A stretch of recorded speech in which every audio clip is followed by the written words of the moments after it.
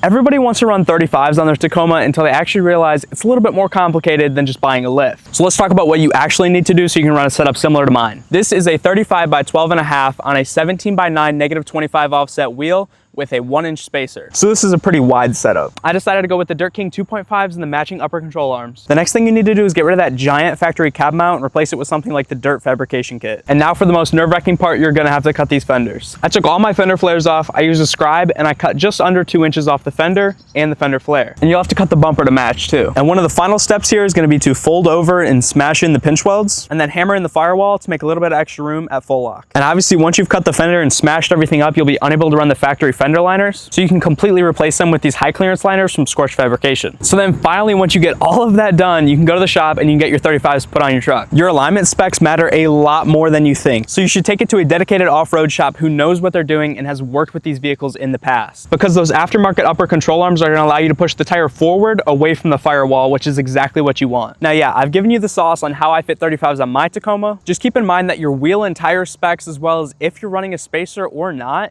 is gonna make a huge difference on what you have to do to your truck to fit that specific setup. So yes, 35s are 100% doable on a 3rd gen Tacoma. It's one of the easiest bigger tires to fit because you should see the tub work that it takes to fit 37s. And if you want to properly fit those 35s, you should 100% plan ahead, know what you're going to spend, and know what you have to do to fit that setup on your truck. So after hearing all that, do you still want to run 35s on your 3rd gen?